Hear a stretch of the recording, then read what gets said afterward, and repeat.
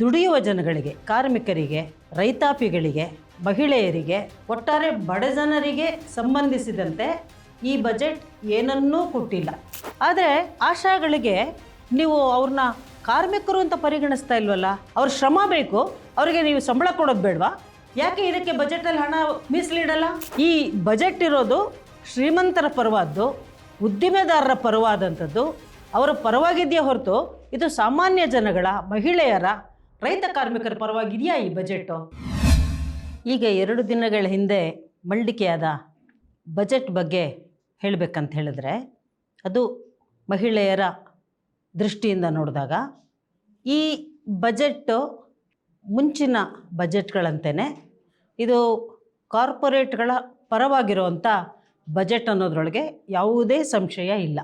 ಇದರಲ್ಲಿ ಸಾಮಾನ್ಯ ಜನಗಳಿಗೆ, ಅದರಲ್ಲೂ ದುಡಿಯುವ ಜನಗಳಿಗೆ, ಕಾರ್ಮಿಕರಿಗೆ, ರೈತಾಪಿಗಳಿಗೆ, ಮಹಿಳೆಯರಿಗೆ, ಒಟ್ಟಾರೆ ಬಡ ಜನರಿಗೆ ಸಂಬಂಧಿಸಿದಂತೆ ಈ ಬಜೆಟ್ ಏನನ್ನೂ ಕೊಟ್ಟಿಲ್ಲ. ಮಹಿಳೆಯರಿಗೆ ಅಲ್ಪ ಸ್ವಲ್ಪ ಏನೋ ಕೊಟ್ಟಿದೆಯೇನೋ ಅನ್ನೋ ಭ್ರಮೆ ಹುಟ್ಟಿಸೋ ಅಂಥ ಬಜೆಟ್ ಇದು ಅಂತ ಹೇಳ್ಬೋದು. ಜಿಲ್ಲೆಗೊಂದರಂತೆ ಒಂದು ಹಾಸ್ಟೆಲ್ನ ತೆರೀತೀವಿ ಅಂತ ಆಶ್ವಾಸನೆ ಕೊಟ್ಟಿದ್ದಾರೆ. ಆದರೆ ಅದರ ಬಗ್ಗೆ ಯಾವುದೇ ವಿವರಗಳಿಲ್ಲ. ಎಷ್ಟು ಸಮಯದಲ್ಲಿ ತೆಗಿತಾರೆ, ಹೇಗೆ ಅದನ್ನು ನಿರ್ವಹಿಸ್ತಾರೆ, ಇವುಗಳ ಬಗ್ಗೆ ವಿವರಗಳಿಲ್ಲ.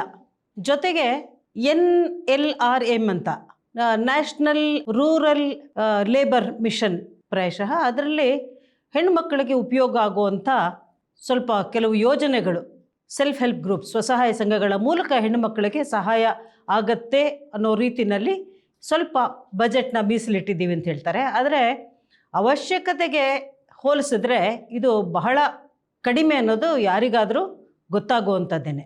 ಇಲ್ಲಿ ಬಹಳ ಚರ್ಚೆಯಲ್ಲಿರುವಂಥ ಒಂದು ವಿಷಯ ನಾನು ಹೇಳಬೇಕು. ಅದಂದರೆ ಕೇರ್ ಎಕಾನಮಿ ಅಂತ ಹೇಳಿ. ಅಂದರೆ ಯಾರು ಮನೆಯಲ್ಲಿ ಮಕ್ಕಳ, ವೃದ್ಧರ ಮತ್ತು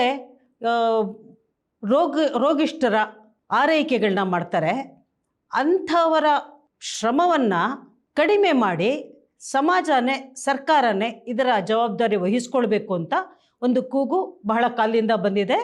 ಇದು ಅನೇಕ ವಿಶ್ವಸಂಸ್ಥೆಯ ನಿರ್ಣಯಗಳಲ್ಲೂ, ಘೋಷಣೆಗಳಲ್ಲೂ ಇವೆಲ್ಲ ಬಂದಿದೆ. ಭಾರತ ಸರ್ಕಾರ ಇದಕ್ಕೆ ಸಹಿ ಹಾಕಿ ಬಂದಿದೆ. ಆದರೆ ಇದಕ್ಕೆ ಸಂಬಂಧಿಸಿದಂಗೆ, ಅಂದರೆ ಈ ಎಲ್ಲ ಕೆಲಸಗಳಲ್ಲಿ ಹೆಣ್ಣು ಮಕ್ಕಳ ಶ್ರಮ, ಅಂದರೆ ಆದಾಯ ಇಲ್ಲದೇ ಇರೋವಂಥ ಶ್ರಮ ವೆಚ್ಚ ಆಗ್ತಾಯಿದೆ. ಇದರ ಪರಿಣಾಮವಾಗಿ ಏನಾಗ್ತಾ ಇದೆ ಅಂದರೆ FLFPR ಅಂತ ಹೇಳ್ತಾರೆ, female labour force participation rate ಅಂತ ಹೇಳಿ. ಅದು ಕೇವಲ 40% ಇದೆ. ವಿಶ್ವದ ಬೇರೆ ದೇಶಗಳಿಗೆ ಹೋಲಿಸಿದ್ರೆ ಇದು ಬಹಳ ಕಡಿಮೆ.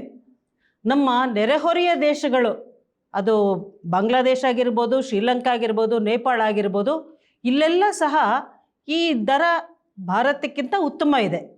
ಮುಂದುವರೆದ ದೇಶಗಳು, ನಾರ್ಡಿಕ್ ದೇಶಗಳಂತೂ ತಮ್ಮ ಮಹಿಳೆಯರಿಗೆ ಬಹಳ ಒಳ್ಳೆ ಸ್ಥಾನವನ್ನೇ ಕೊಟ್ಟಿವೆ.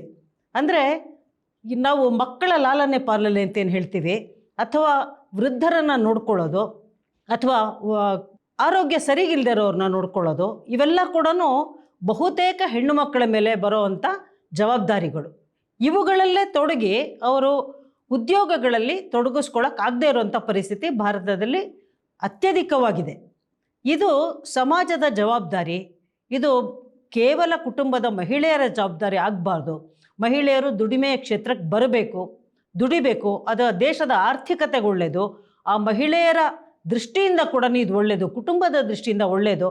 ಇದನ್ನು ಒಟ್ಟಾರೆಯಾಗಿ ನೋಡೋ ಅಂಥ ಒಂದು ಬಜೆಟ್ನ ನಾವು ಕಾಣ್ತಾ ಇಲ್ಲ. ಇಲ್ಲಿ ಭಾರತದ ಸಾಧನೆ ನಾವು ನೋಡಿದ್ರೆ ಗ್ಲೋಬಲ್ ಜೆಂಡರ್ ಗ್ಯಾಪ್ ಇಂಡೆಕ್ಸ್ ಅಂತ ಒಂದು ಸೂಚ್ಯಂಕ, ಅಂದರೆ ಯಾವ ಯಾವ ದೇಶಗಳು ಪುರುಷರಿಗೆ ಹೋಲಿಸಿದ್ರೆ ಮಹಿಳೆಯರನ್ನು ತೊಡಗಿಸ್ಕೊಳ್ಳೋದಕ್ಕೆ, ಮಹಿಳೆಯರ ಪ್ರಗತಿಗೆ ಪೂರಕವಾಗಿ ಏನೇನು ಕೆಲಸ ಮಾಡ್ತಾಯಿದೆ, ಯೋಜನೆಗಳು ಹಾಕ್ಕೊಂಡಿದೆ ಅಂತ ನೋಡಿದ್ರೆ ಭಾರತ 148 ದೇಶಗಳಲ್ಲಿ 131ನೇ ಸ್ಥಾನದಲ್ಲಿ ನಿಲ್ಲುತ್ತೆ. ಅಷ್ಟು ಹಿಂದೆ ಇದೆ.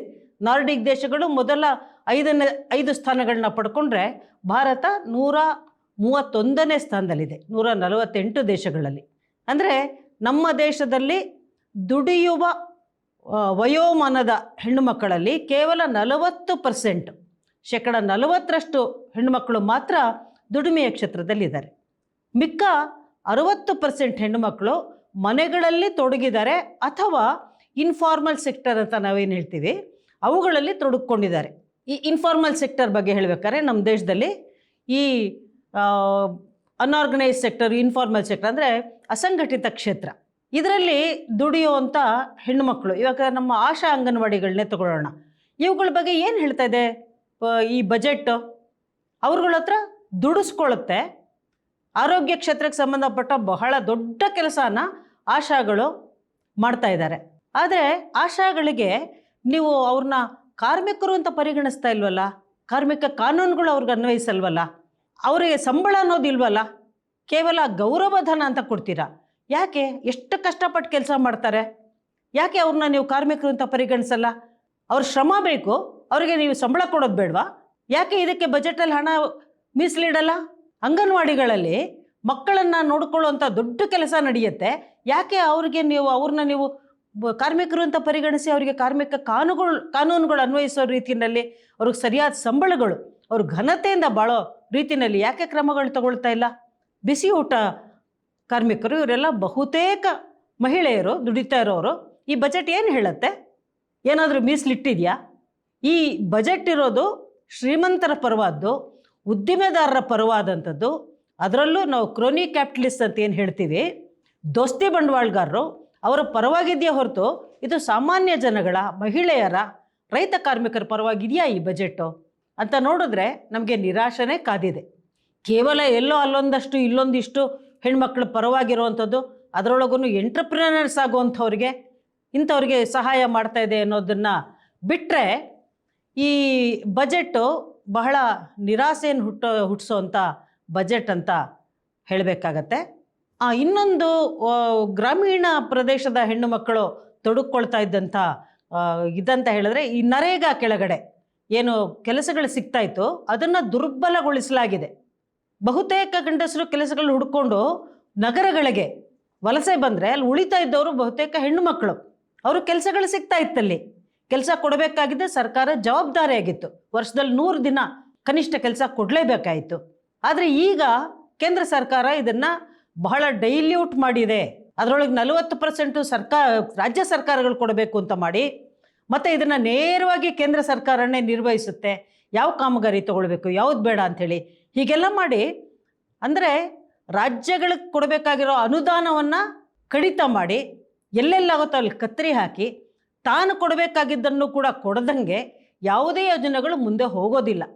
ಇವಾಗ ಏನು ಹಾಸ್ಟೆಲ್ಗಳು ತೆರಿತೀವಿ ಮಾಡ್ತೀವಿ ಅಂದಿದ್ದಾರೆ, ಇದಕ್ಕೆ ಕೇಂದ್ರ ಸರ್ಕಾರ ಎಷ್ಟು ಕೊಡುತ್ತೆ ಅನುದಾನ, ರಾಜ್ಯ ಸರ್ಕಾರಗಳು ಎಷ್ಟು ಕೊಡಬೇಕು ಅಂತ ಹೇಳುತ್ತವೆ. ಹಾಗಾಗಿ ಇವ್ರು ಫ್ಲ್ಯಾಗ್ಶಿಪ್ ಪ್ರೋಗ್ರಾಮ್ಸ್ ಅಂತ ಏನು ಹೇಳ್ತಾರೆ, ಇದು ಯಾವುದೂ ತಲೆ ಎತ್ತೋದಿಲ್ಲ. ಇದನ್ನು ಏನು ಹೇಳ್ತಾರೆ ಅಂದರೆ ಮೂಗಕ್ಕೆ ತುಪ್ಪ ಸವರಿ ಕೂಡಿಸೋದು ಅಂತ ಹೇಳ್ತಾರಲ್ಲ, ಆ ರೀತಿ ಇದೆ ಇವರ ಎಲ್ಲ ಯೋಜನೆಗಳು, ಕಾರ್ಯಕ್ರಮಗಳು.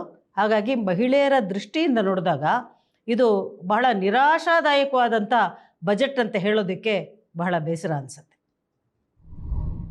ಮತ್ತಷ್ಟು ವಿಶೇಷ ವಿಡಿಯೋಗಳನ್ನು ನೋಡಲು ಮತ್ತು ಹೊಸ ವಿಡಿಯೋಗಳ ಬಗ್ಗೆ ತಿಳಿಯಲು EDina.com ಯೂಟ್ಯೂಬ್ ಚಾನೆಲ್ ಸಬ್ಸ್ಕ್ರೈಬ್ ಮಾಡಿ ಮತ್ತು ಬೆಲ್ ಐಕಾನ್ ಕ್ಲಿಕ್ ಮಾಡಿ.